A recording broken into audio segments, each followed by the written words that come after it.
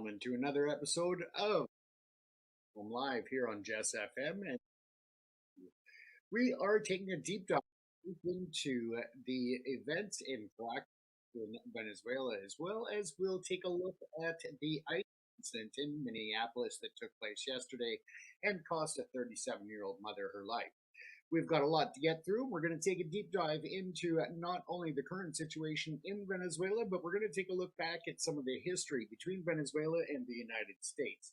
Throughout the program this evening, don't forget that the phone lines are open. You are more than welcome to call in to the show. You can call in on the number, area code 604, phone number 385-5093. The phone lines are open and live for you to have your say, whether you want to voice your opinions on the Trump administration, voice your concerns being in Canada and looking south at what's going on across the border, or if you want to talk about ICE, Christine Noem's response to the shooting of a 37-year-old mother on the streets of Minneapolis, Minnesota, we can talk about that as well. And we'll start this evening by touching base on the situation in Minneapolis. For those that may have been living under a rock and not heard and not been on social media, as it has flooded the cycles on social media as well as regular media, and that is a 37-year-old lady who turned onto a street in Minneapolis yesterday morning at about 9 o'clock, actually about 9:24 a.m. And she had questionably what her intent was there. Was she following and observing the ICE activity, as there was a large group of ICE individuals looking to do some raids within a residential area? With that said, the events unfolded very quickly as she was blocking the street. We don't know if she was trying to turn around, as there seemed to be some vehicles stuck in the snow. Some of those, in particular, being Department of Homeland, as well as ICE vehicles. So again, what her intent was there for being on the position that she was, or if she was trying to block in ICE to slow them down from doing their job. We're not exactly sure what the intent was, but whatever it is, it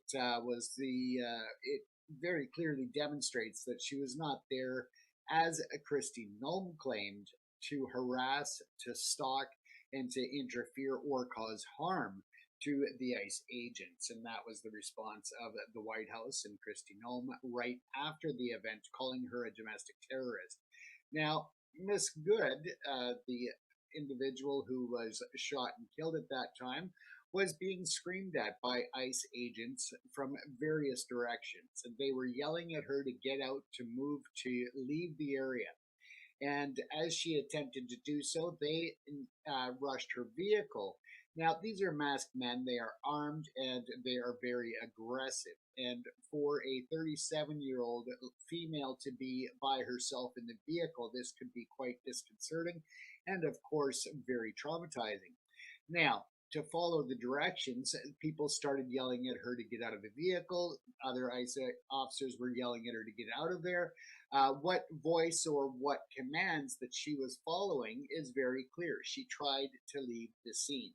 Now, when she did so, she had her wheels turned to the right. There was an ICE officer approaching the front of the vehicle on that right side, or sorry, on the left side, the driver's side, and moving towards the vehicle as she had her wheels turned and was attempting to leave as she was being yelled at by some of the officers. She was following those directions. This officer was moving towards the vehicle. The vehicle did make contact with the ICE agent. However, it was not the front bumper. It was more of a push by the side corner panel on the front of the vehicle.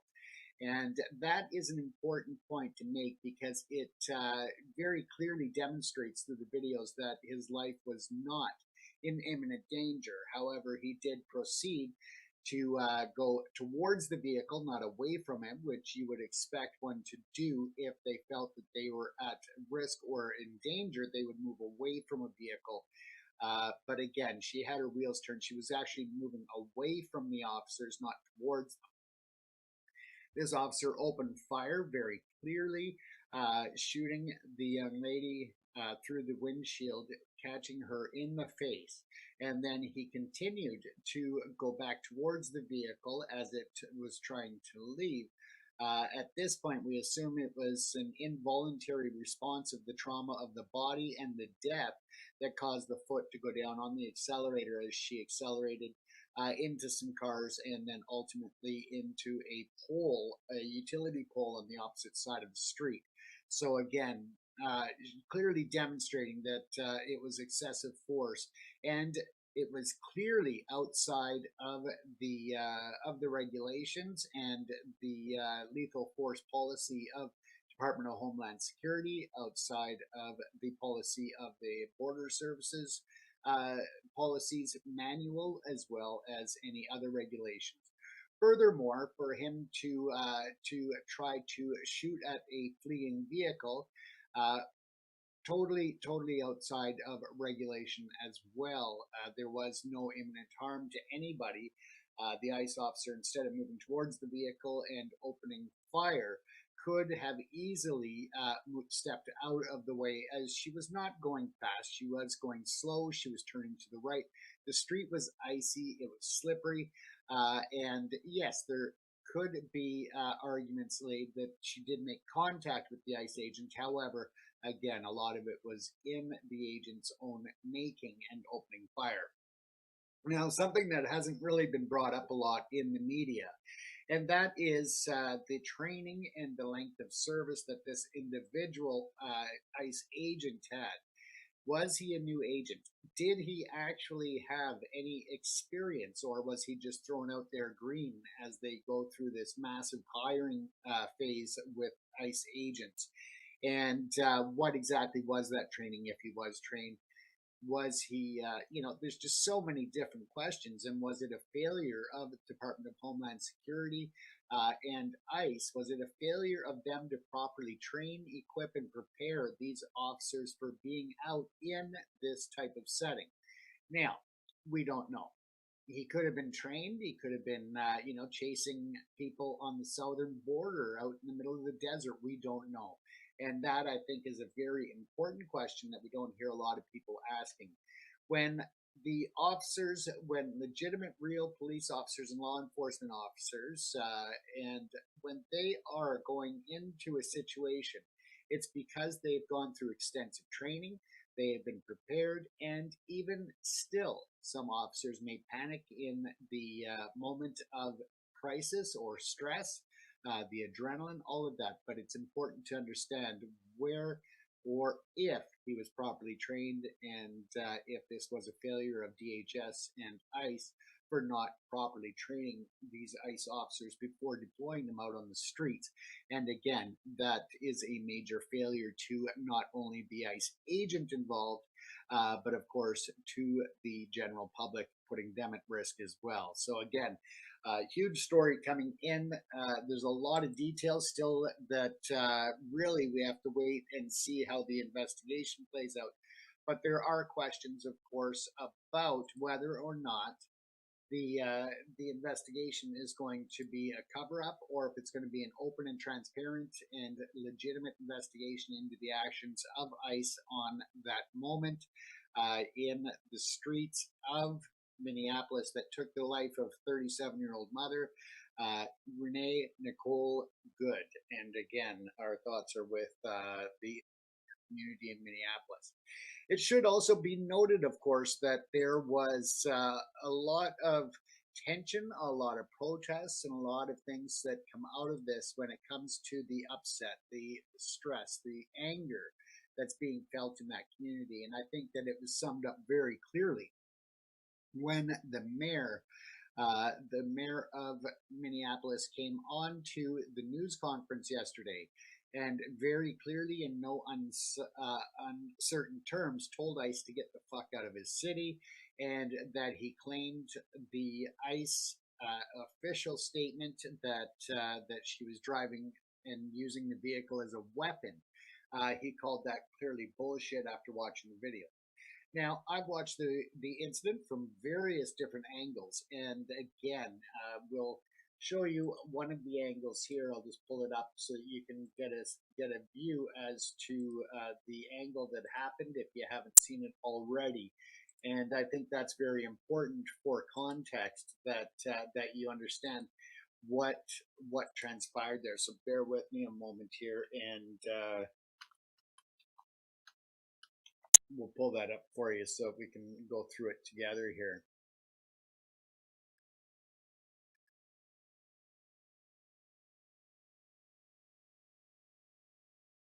Sorry, bear with me, folks. We'll just pull it up on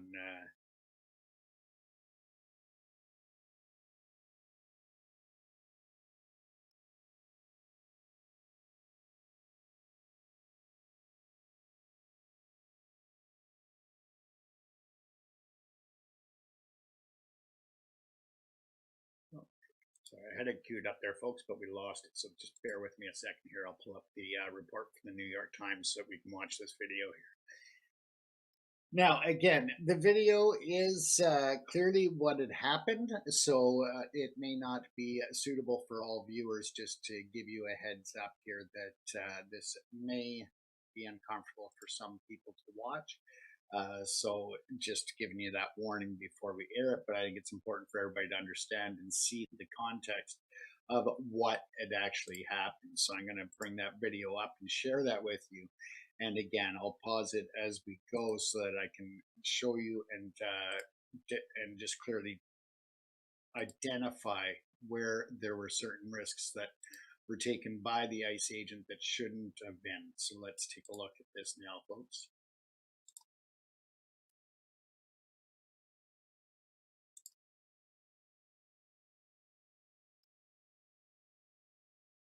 Okay, so 37-year-old Renee Nicole Good.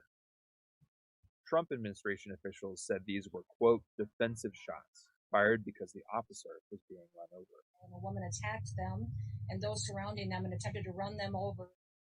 But our analysis of bystander footage, filmed from different angles, appears to show the agent was not in the path of the victim's there SUV. you can see it. So right there, you can see where the wheels were turned to the right. You can see this officer was not in front of the vehicle. Here's at that how point. events He was unfolded. actually pushed by the corner panel because he was actually moving towards the vehicle. Moments before the shooting, instead of the victim's away from maroon it. SUV When he is opened stopped fire in the at middle of pretty the street. much an execution Multiple style unmarked at federal point vehicles blank, shooting are her in idling the face. nearby. And then as the vehicle Secretary passed, Noem alleged the he motorist, then quote, shot was blocking the into officer's lane. the driver's side window. Bystanders are blowing Again, whistles and clearly yelling at federal that agents. his life was not in threat, nor were those of other officers. Then, federal He vehicles start chose moving to toward the maroon act SUV outside with of sirens the, and lights flaring. the protocols and the policies and clear regulations A federal of agent both films the scene on DHS his phone. and ICE. Now, you can The see driver that there rolls were forward neighbors out slightly, there. They were turning filming left, ICE. This then is not stops and waits uncommon for in others many to go ahead. neighborhoods. And you can see here where she's trying to turn around, but gets Two blocked agents in exit here his silver where pickup and walk toward the vehicle. at this point again. Moments So later, people are yelling at her shots to are go fired. to get out of there. This officer approaches, tries to open the Let's look at the door, scene again and that more closely. officer there is This the one is the that agent who opened shoots the fire driver. on this He walks 37-year-old around the car soccer mom. filming and Again, disappears she from view. was immediately Other agents by DHS, by Cousineau and others at the federal government level, identified as a domestic terrorist, saying that she was stalking them all day long. Of course, this happened at about 9:24 a.m. and proceeded through about 9:30 a.m. So it gives you kind of a quick summary how quickly this transpired and went out of control very quickly. Once again, folks, if you want to call in, you're welcome to do so. Have your say on this and voice your opinion. You can call in at 604-385-5093. The phone lines are open. But we'll move on from that because I think that right now that is still very tough to watch for a lot of people. But I also think that it is very saturating in terms of the online world right now. We are skipping through, not doing our regular updates of local news this week, ladies and gentlemen. We're going to instead get right into looking at the situation in Venezuela and the reasons behind the basically the coup attempt by Trump for the transition of power. we'll look at that. So we're going to skip over the local national news this week, and this will allow us a bit more time to discuss that. But we also need to just take a moment to thank this week's episode sponsor, and that is, of course, Carry Movers Limited.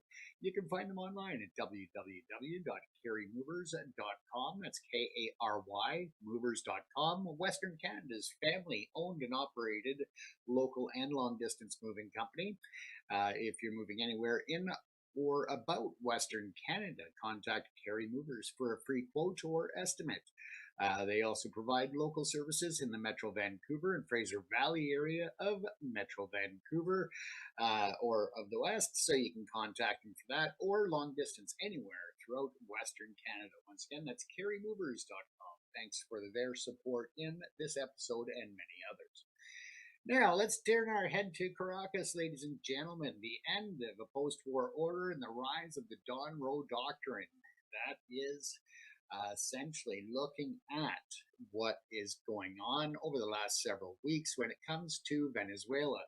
But also we'll take a look at the bigger picture on what that could potentially mean for Canada, for countries such as Colombia, Cuba, Greenland, and even Mexico.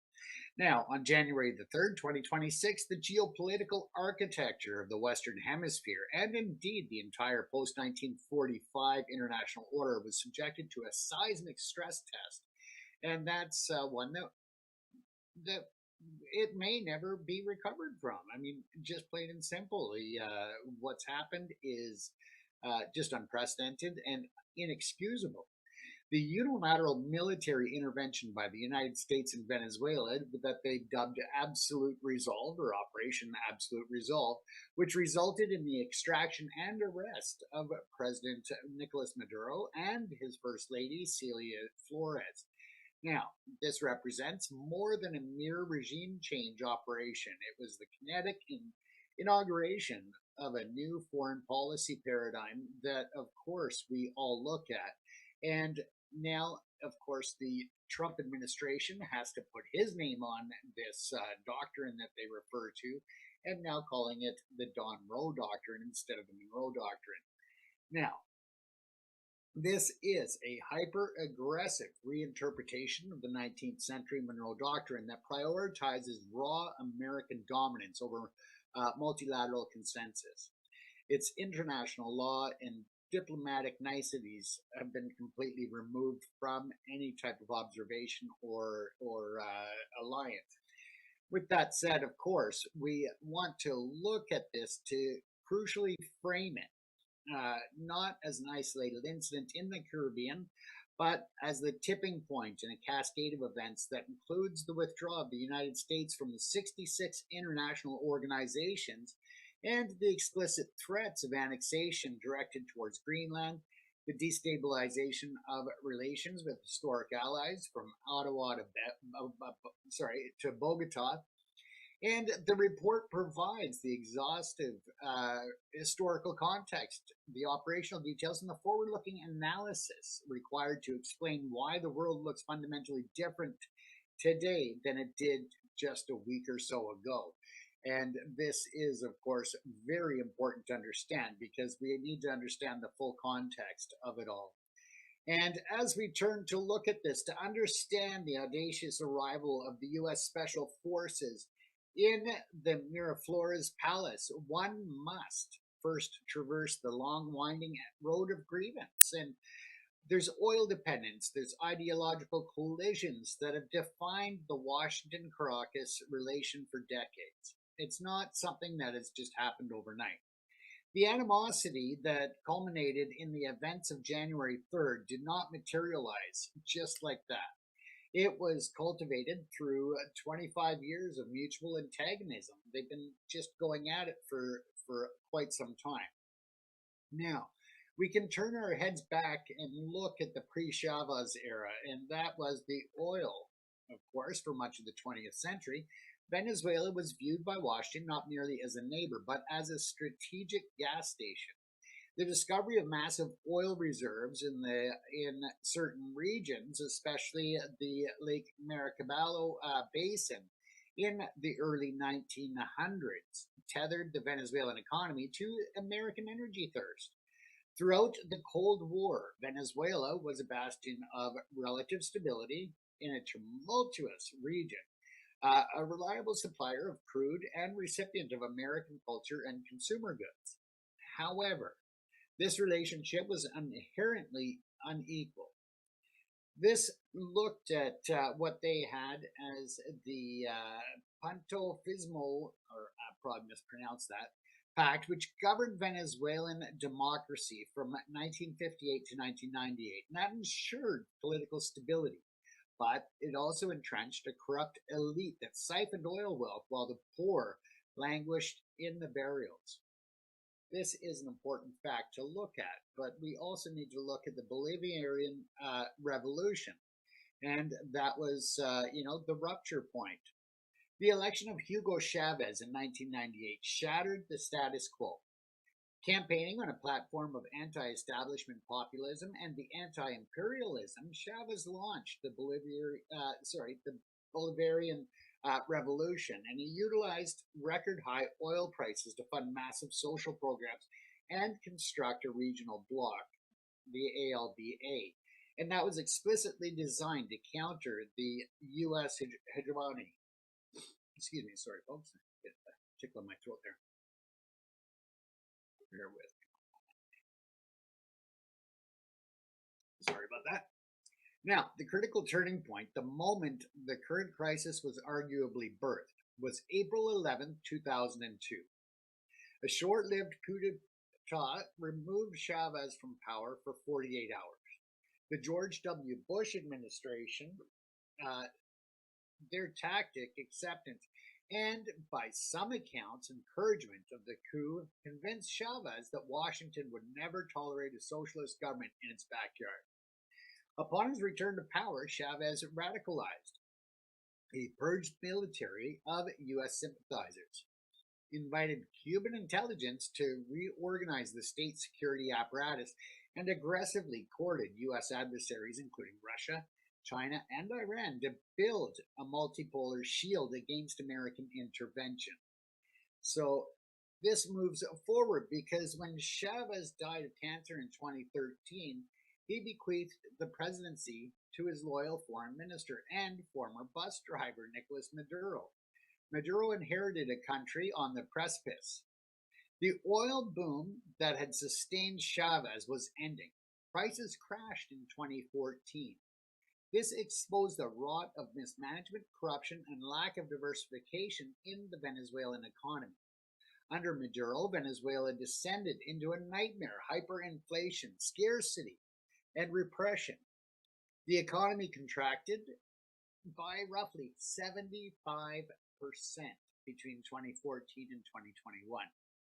Now, a decline usually seen only in war zones, the health system collapsed, hunger became widespread, and a massive exodus began. By late 2022, over 7.7 million Venezuelans had fled the country. This created a migration crisis that destabilized the entire hemisphere and became a potent political issue in the United States.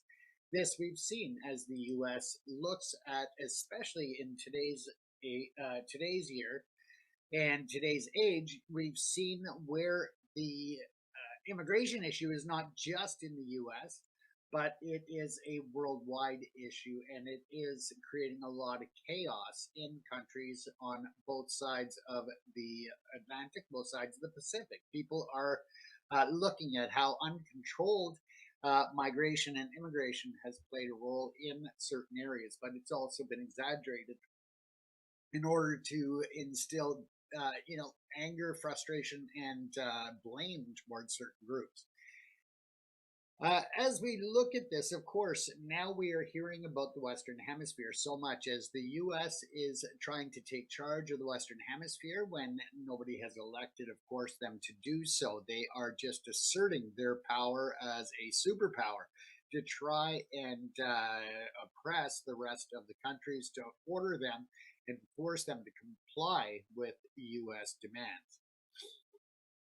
Now, when we look at the maximum pressure campaign from 2019 to 2024, the rupture became formal in January of 2019. Following a 2018 election widely condemned as fraudulent, the United States, under the first Trump administration, declared Maduro illegitimate. Washington recognized Juan Guaido, sorry, I'm probably mispronouncing Juan's name, but the head of the National Assembly, as the interim president, leading a coalition of nearly 60 nations.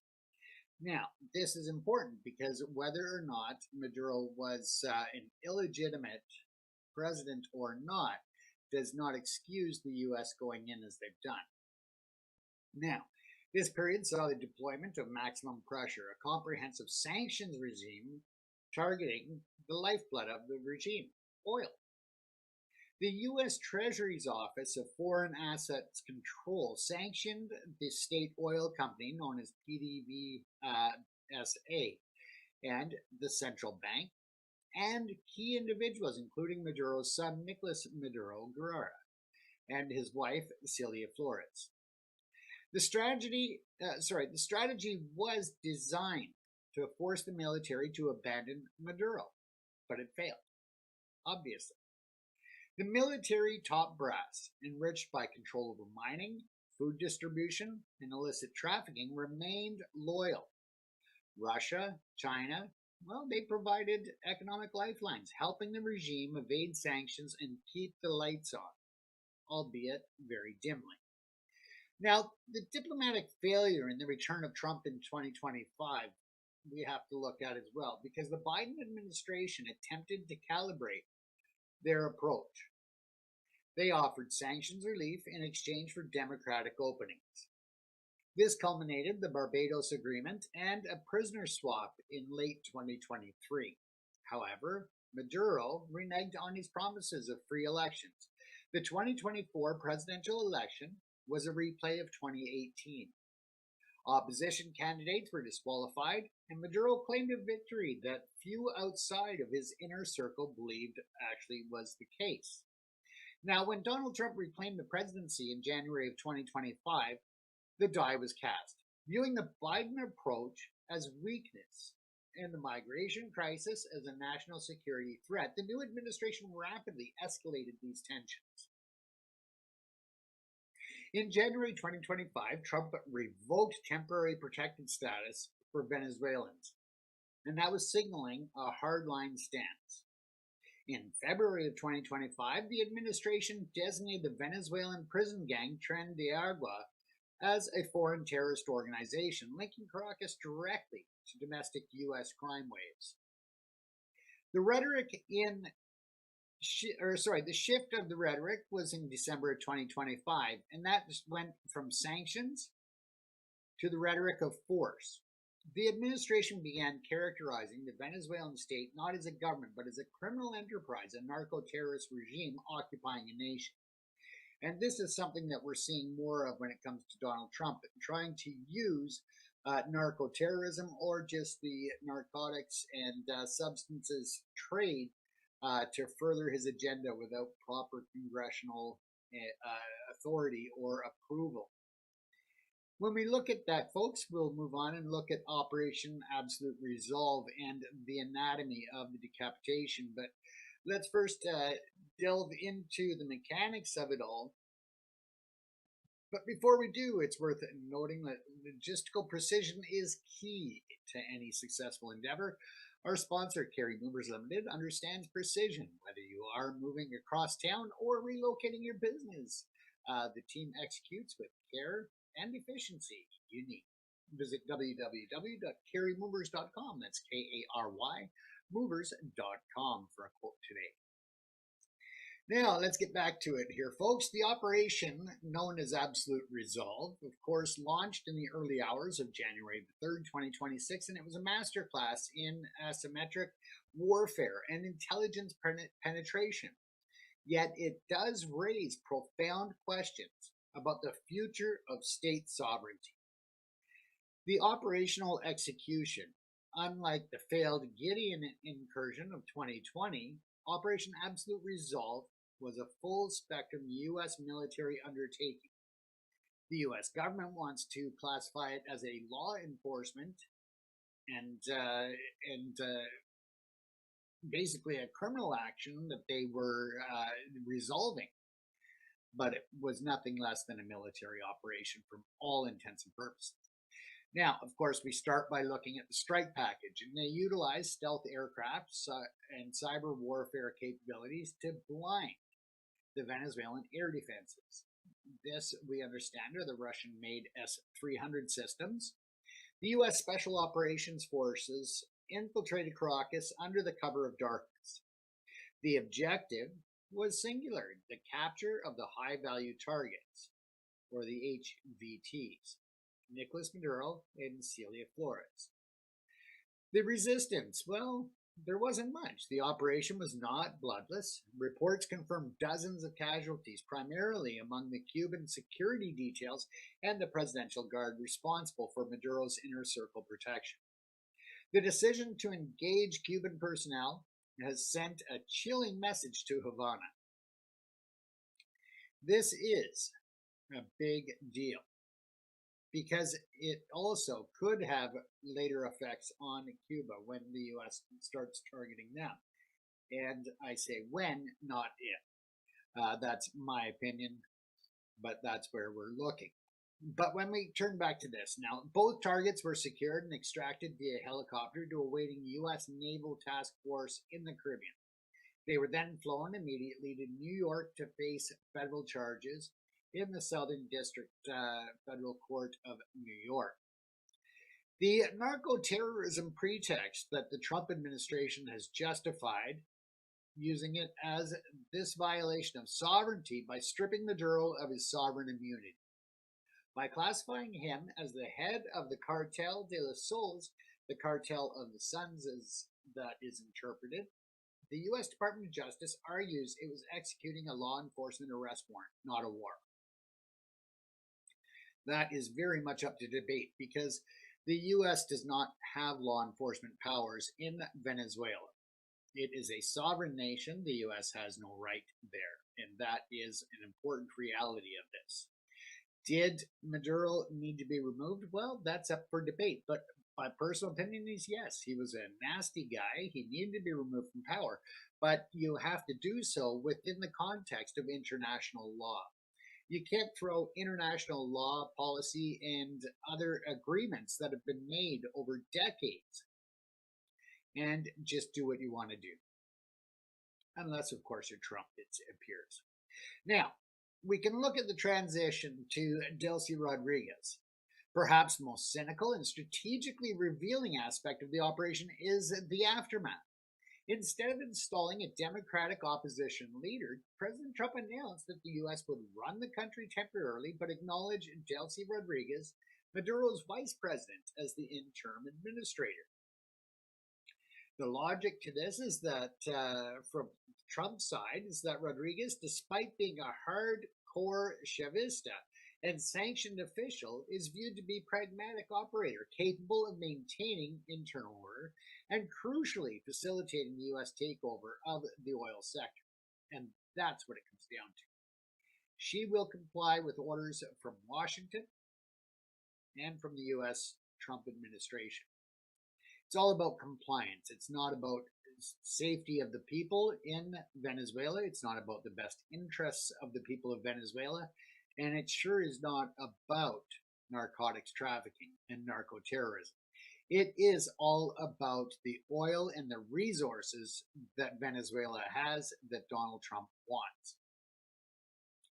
The question is, do they really have the largest oil deposit reserves in the world? They're saying that they do. Reports say that they do, but let's remember that these reports are self-determined. In order to compile them, it goes by the numbers facilitated by each nation into OPEC and the other organizations that are there to account for oil reserves. They also utilize those numbers to set the limits as to how much each nation can produce. This is an important aspect because of the fact that the numbers were about 30% of what they are now prior to the prior to Maduro and his administration reporting numbers, when the U.S. did their surveys and they were responsible for calculating the estimated oil reserves in Venezuela, the numbers were much, much less. Now, let's get back to this here because we don't have a lot of time. But when you look at the betrayal, the move has sidelined the Democratic opposition. The Unitarian platform, signaling that Washington prioritizes stability and oil flow over genuine democratic transition. It is a transition within the regime, decapitating the leader, but keeping the machinery intact to serve the U.S. and Trump interests. As we look at the American imperialism and what they now refer to as the Don Roe Doctrine, the intervention in Venezuela is the opening salvo of a broader strategy. President Trump has explicitly referenced the Don Roe Doctrine, a personalized revitalization of the Monroe Doctrine. The message is clear. The Western Hemisphere is the exclusive sphere of influence of the United States, and no rival powers, China, Russia, or non-compliant states, will be tolerated in any way. As we take a shift, we can look over to Greenland as well. The most startling expansion of this doctrine is the renewed focus on Greenland. Following the Venezuela raid, the administration has pivoted north with alarming aggression. President Trump declared, "We need Greenland from the standpoint of national security," citing the presence of Russia and Chinese ships in the Arctic. Now, Kate Miller, wife of the Deputy Chief of Staff, Stephen Miller, this little troll. Sorry, folks, just had to fix the screen here. The issue there. Okay, but in any event, Katie Miller posted a map of Greenland covered by the American flag with the caption, "Soon." Now, this has triggered an existential crisis within NATO. Greenland is autonomous territory of Denmark, a NATO member. An attack on Greenland would theoretically trigger Article 5, forcing NATO members to defend Denmark against the United States. European leaders have rallied around Denmark, stating unequivocally that Greenland belongs to its people, but the White House insists that military options are always on the table. Again, this is not truly about the protection and the security of the Arctic Circle or the Arctic region. The U.S. has bases, the Space Force base in Greenland. Greenland and Denmark are part of NATO. We are all a part of NATO here. And therefore, it has the protection under the umbrella of NATO. The whole argument that the U.S. needs it for national security is false. What it comes down to is that this is the world's largest island with great wealth of rare earth minerals and elements that are just sitting there. And that's great. This is the people of Greenland's responsibility to either extract and utilize that or to leave it in the ground and preserve the land. That is their decision to make, not that of the United States. But at the end of the day, Greenland and Denmark are open to the U.S. having more of a presence there. They're not arguing with the U.S. about security. It's about sovereignty. The U.S. has no reason, from a security standpoint, to want Greenland. It's strictly about them trying to exploit the rare earth minerals and the potential oil and gas reserves off the coast of Greenland. That is what it comes down to. Now, this has, as I said, triggered an existential crisis within NATO. Greenland is the autonomous territory of Denmark, and we need to respect that. Leaders in the European region and here in Canada and other parts of the world have clearly stated that it's up to Greenland and Denmark to decide the future of Greenland, not the US. It's all about greed and self-enrichment with the Trump administration. And this is no different. It is very clear. When we look at that, we need to understand that this has been going back decades. The on-again, off-again desire to take Greenland. And it goes back to even the original Monroe Doctrine. But what precedent is Trump setting right now? He's supposed to be a peace president. He's supposed to be stopping wars. But instead he goes in and attacks Venezuela. By doing so and removing a sovereign leader of a nation in the way that they did, in contradiction of international law, not to mention the U.S. law, but it gave a green light to Russia to do whatever they want in Europe, whether that's just to keep focusing on Ukraine or to expand and try to take more. It's given a green light to China to go in and deal with Taiwan. And who knows where else? Could India see it as a green light to get away with more transnational repression? We'll have to wait and see. But again, it shows a complete disregard for the international laws that the U.S. was instrumental in creating.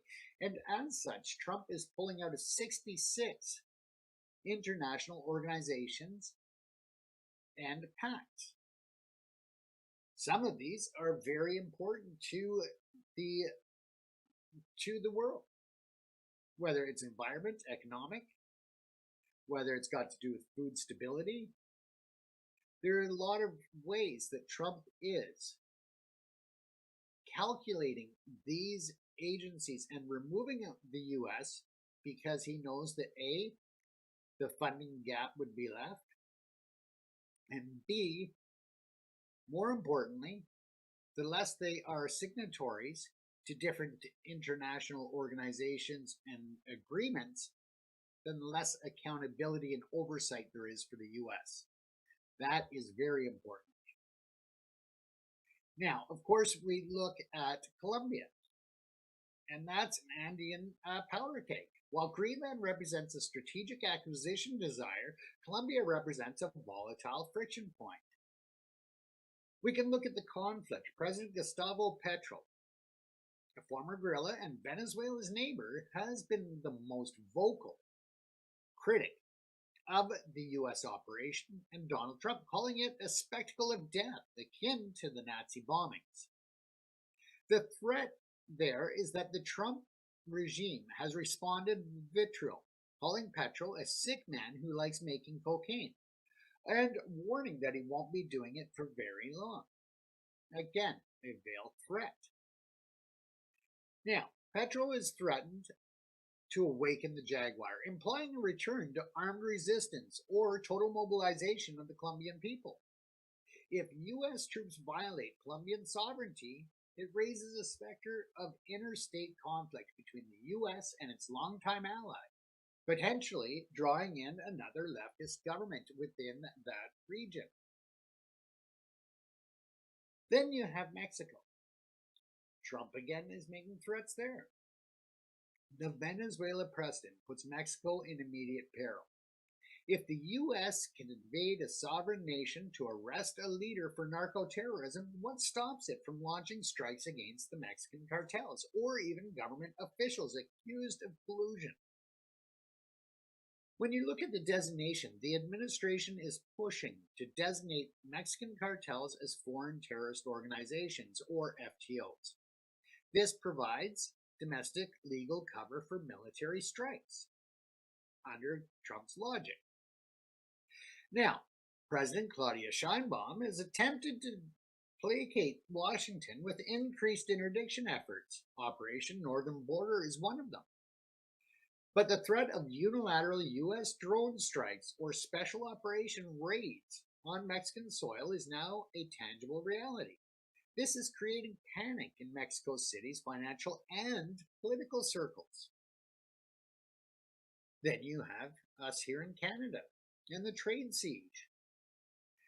To the north, Canada is facing a different kind of war within this new era. The relationship between Ottawa and Washington has deteriorated into a brutal trade conflict. When we look at the tariff war, that in 2025, the U.S. imposed near universal tariffs on Canadian goods, prompting Prime Minister Mark Carney, who succeeded Justin Trudeau, to retaliate with tariffs on $155 billion of U.S. goods. Then we have the annexation rhetoric. While military action against Canada is not imminent, Trump has used annexation rhetoric as a negotiating tactic to force concessions on trade and defense spending. Then you have Arctic sovereignty again comes up, because the U.S. push for Greenland is a direct threat to Canada's own Arctic claims. If the U.S. establishes a security zone in the Arctic to counter Russia and China, then Canada's sovereignty over the Northwest Passage could be the next casualty.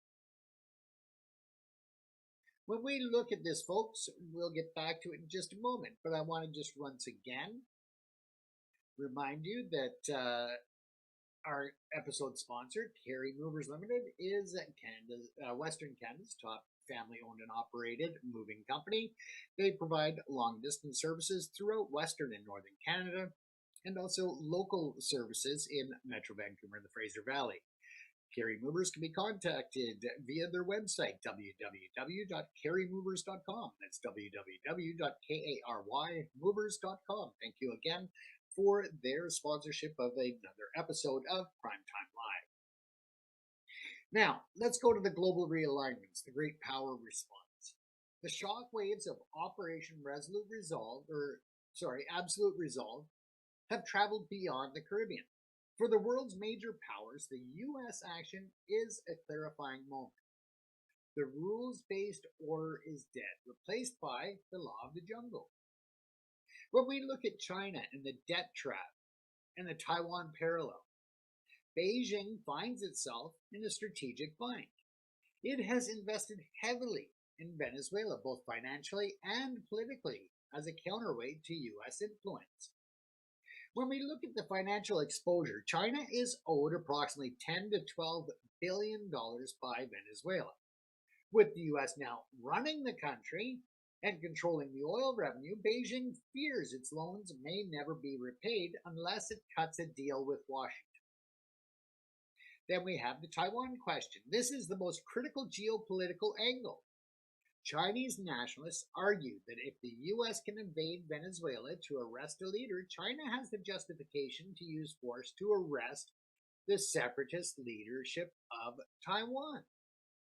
However, strategic analysts argue the opposite effect. The sheer brazenness and success of the U.S. operation serves as a deterrent. It signals that the U.S. military is willing to execute decapitation strikes, forcing Beijing to recalculate the risks of any move on Taiwan. If the U.S. is unpredictable and aggressive, the cost of war goes up. Then we turn to Trump's best friend, Vladimir Putin. We look at Russia as the loss of a beachhead. For Vladimir Putin, the fall of Maduro is a strategic defeat.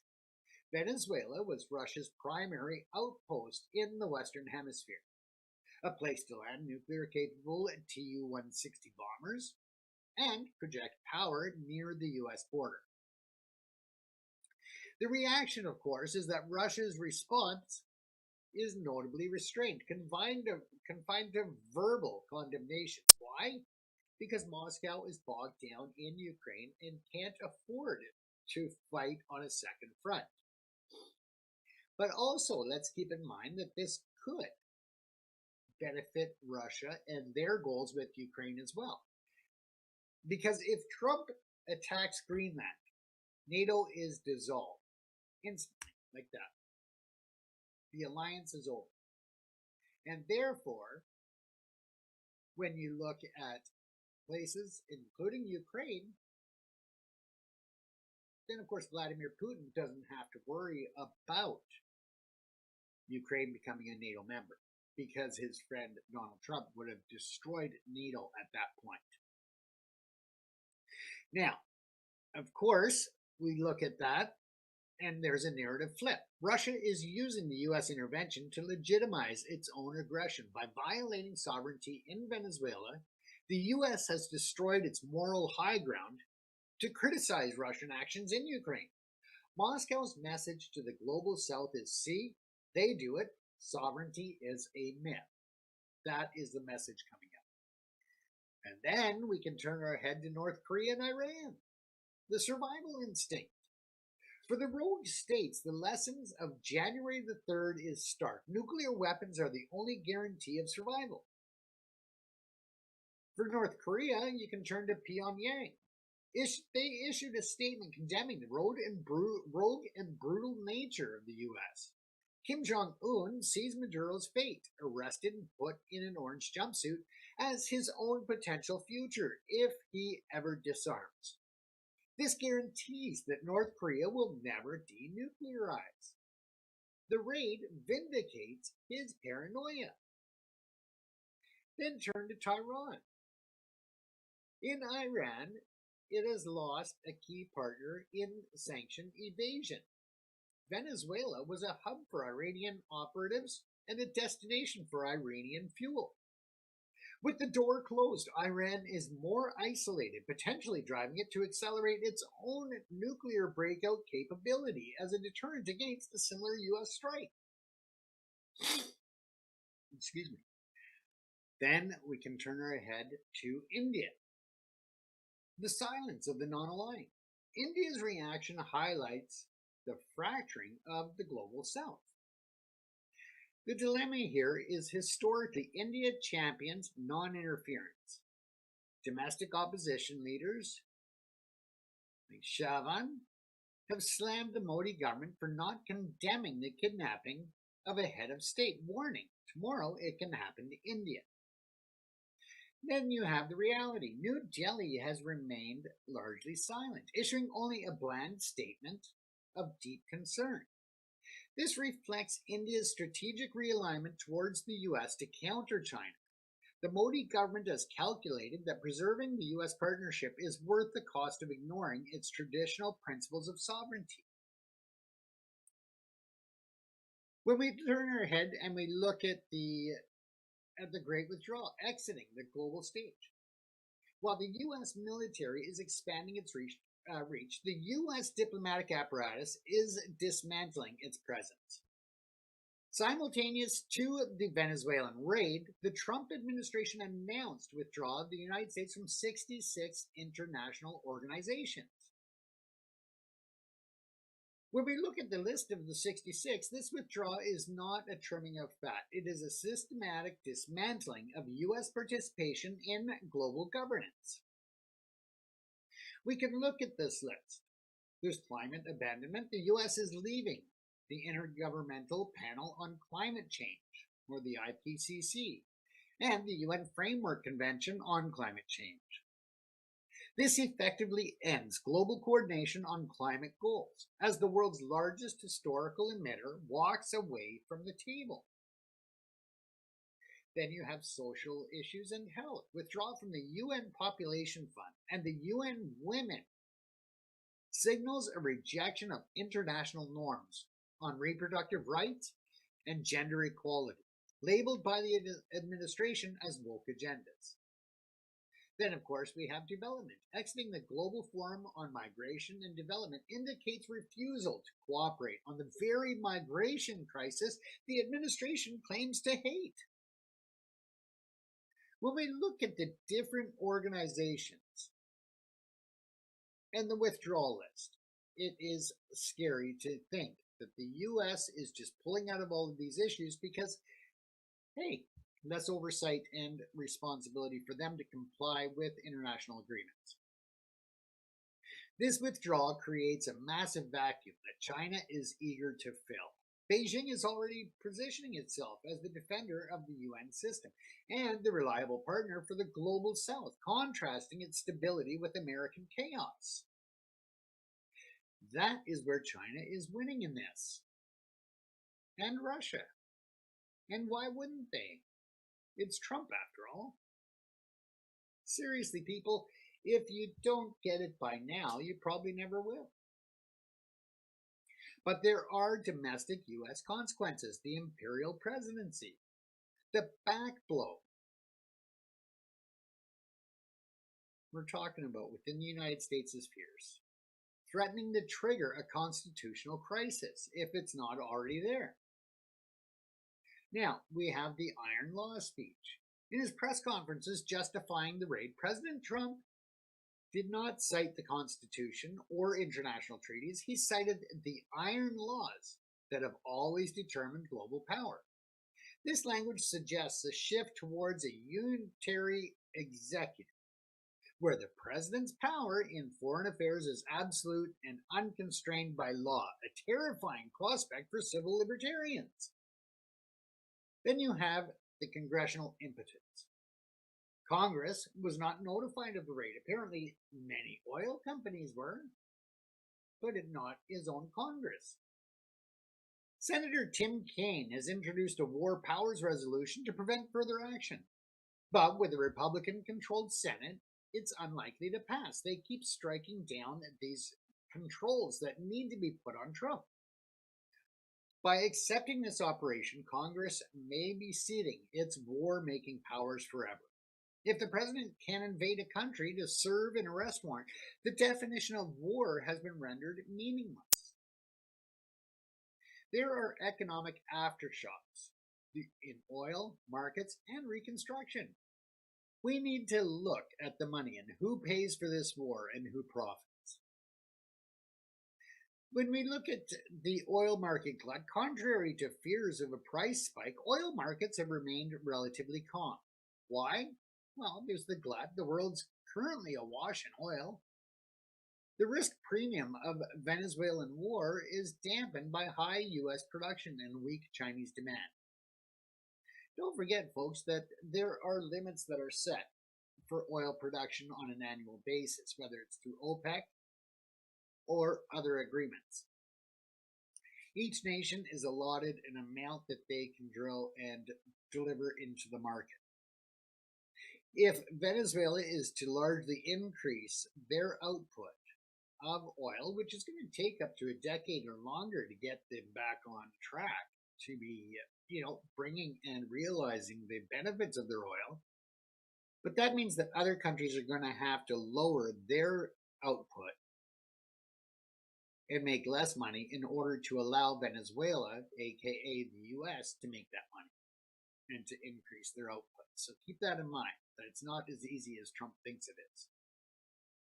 But there's also the long game. Traders are betting that the U.S. control over the PDVSA will eventually bring more oil to market. However, experts warn that rebuilding Venezuela's infrastructure, besides the timeline that I was saying, it's also going to take a minimum of $50 billion. Now, President Trump has stated that Venezuela's oil will pay for its reconstruction and the U.S. intervention. He's also said that Venezuela is sending the U.S. 30 to 50 million barrels to sell on the market, that Trump will sell at a market value and control the proceeds of that, which would be in the billions of dollars. Venezuela has come back and said, no, if the U.S. is getting that 30 to 50 million barrels, they're paying full market value and fair market value. So again, the lies that come out of the Trump administration and Trump directly. Now, President Trump has stated that they will pay for the reconstruction through the oil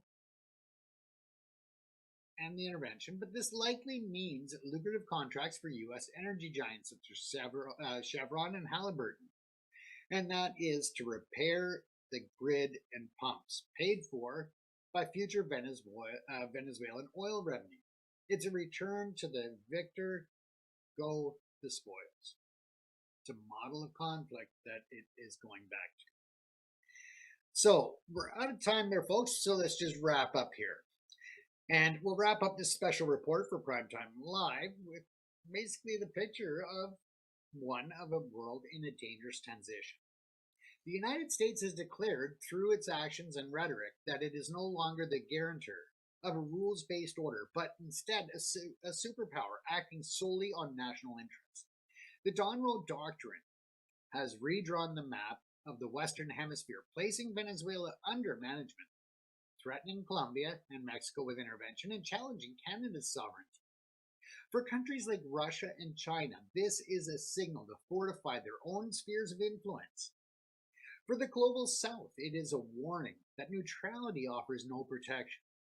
And for the citizens of the United States, it's a moment where their republic risks becoming an empire, with all the power and peril that entails. This is James Cousineau with Jess TV and Jess FM for Primetime Live. Sometimes I do different shows, and there you go, one of those little slips. But I appreciate you tuning in to this week's episode of Primetime Live here on Jess FM and Jess TV. I'm coming to you from the studios in Vancouver, British Columbia this week, and I apologize for the scruffy look, but it's actually for a television role, so I've had to grow it in and look a little scruffy for production, so I apologize if that throws you off there, folks. But in any event, once again, thank you to our episode sponsor this week, Carey Movers Limited, Canada's favorite and best family-owned and operated moving company, providing local and long-distance services throughout Western Canada. Long-distance services to Western Canada and Northern Canada. If you need a quote, by all means, go to their website, www.karymovers.com. That's karymovers.com. And that's it for another episode of Primetime Live. We were going to have a special episode this week that we were going to speak with some musicians and maybe even air a few little musical clips live.